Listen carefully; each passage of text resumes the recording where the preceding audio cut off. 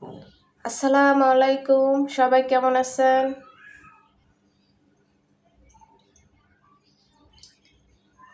পেঁয়াজ দিয়ে দিব।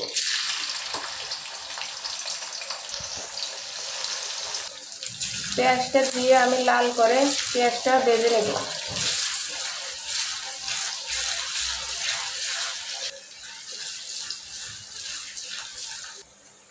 এখন আমি গরম মশলা দিয়ে দিব। গরম মশলাটা দিয়ে আবার ভালোভাবে আমি নেড়ে নেব।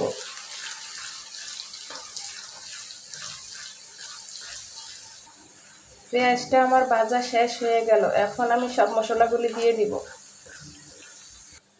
এখন আমি রসুন দিব,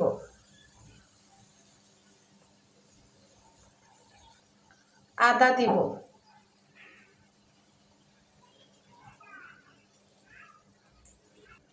জিরা দিয়ে দিব,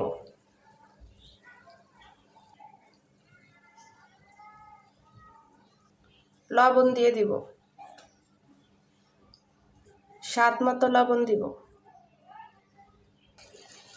এখন আমি হলুদ দিয়ে দিব।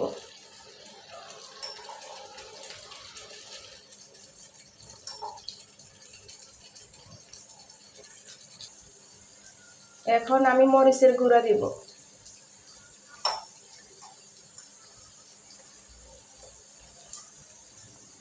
একটু পানি দিয়ে দিব।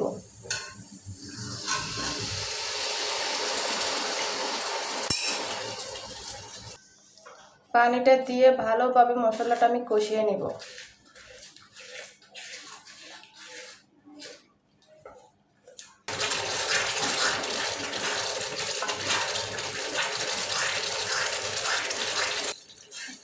মশলাটা আমি ভালোভাবে কষিয়ে নিলাম।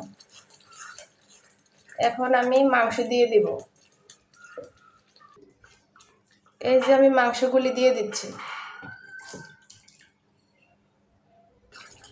মাংসটা দিয়ে আমি আবার ভালোভাবে কষিয়ে নেব।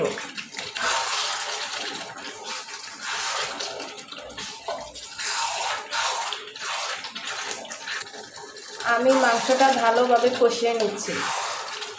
মাংসটা ভালোভাবে কষিয়ে তারপরে আমি ফুটানো গরম পানি দিয়ে দেব।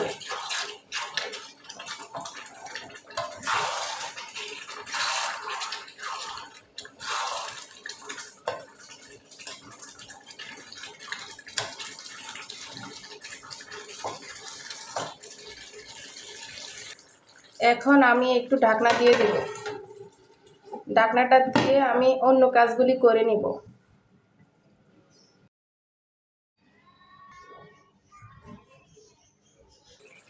এখন আমি আর একটু ভালোভাবে কষিয়ে নিব।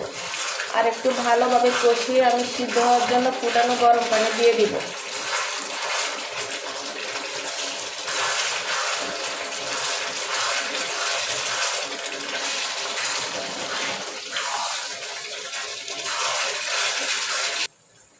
এই যে আমি ফুটানো গরম পানি দিয়ে দিচ্ছি।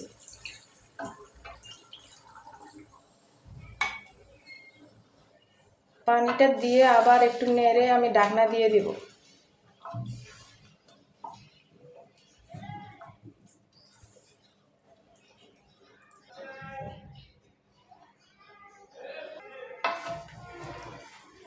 এখন আমি ঢাকনাটা দিয়ে দিব।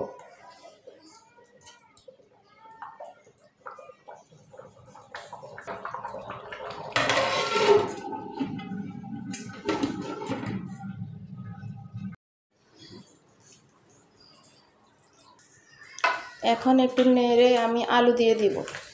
আলুটা দিয়ে আবার ভালোভাবে কষাতে হবে। এই যে আমি আলু দিয়ে দিচ্ছি। আলুটা দিয়ে আমি আবার ভালোভাবে মাংসটা কষিয়ে নেব।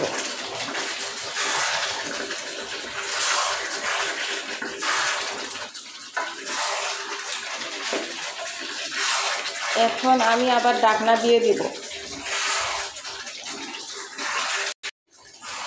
এখন ঢাকনাটা দিয়ে দিব।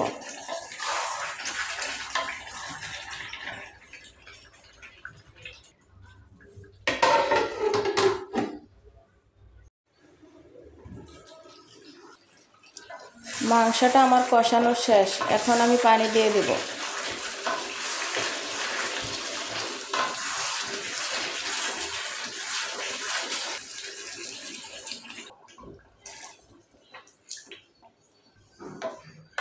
পানিটা দিয়ে একটু নেড়ে আবার আমি ঢাকনা দিয়ে দিব।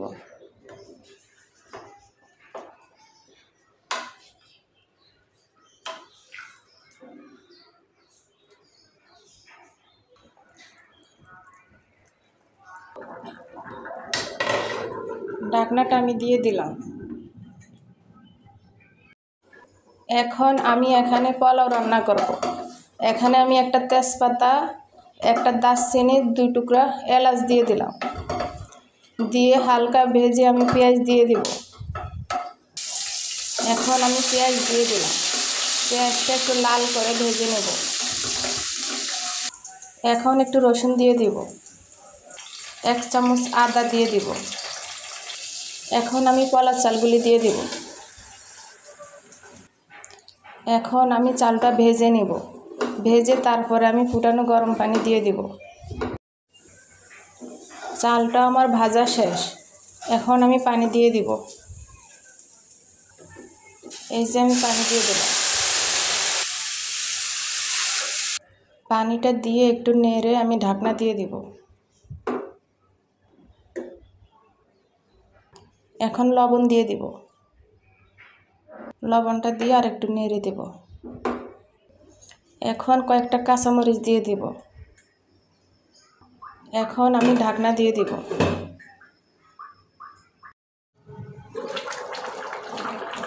রান্নাটা আমার কমপ্লিট হয়ে গেল।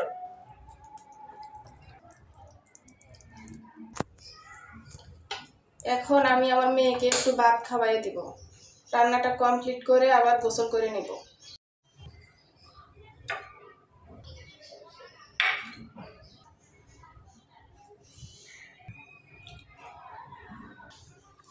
আসসালামু আলাইকুম, সবাই ভালো থাকবেন। আল্লাহ হাফেজ।